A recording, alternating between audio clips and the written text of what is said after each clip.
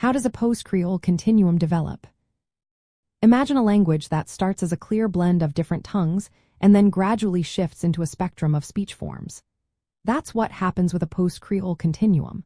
When a Creole language forms, it begins as a distinct language, blending a superstrate language, which is usually the dominant language, with various substrate languages from the local or indigenous groups.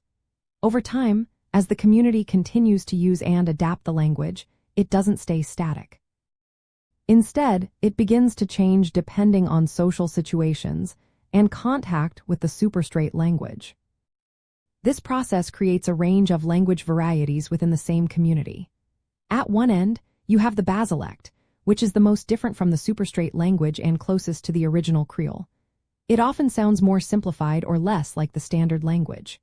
Moving along the spectrum, you find the mesolect, which mixes features of both the Creole and the standard language. It's like a middle ground, blending elements from both sides. At the other end is the acrolect, which is very close to the standard or official language, often used in formal or official settings.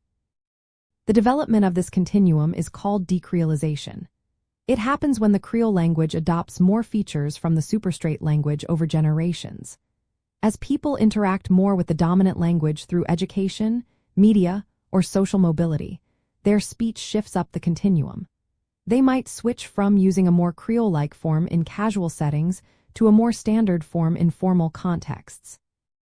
For example, in Jamaican English, someone might say malsgi am in a very Creole form, which is the basilect.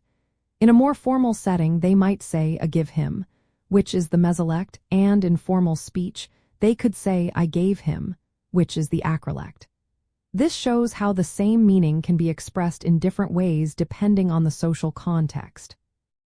So, a post-creole continuum develops as a natural result of language contact and social change.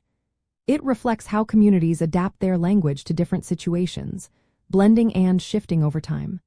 This process helps us understand how languages evolve and how identities are expressed through speech.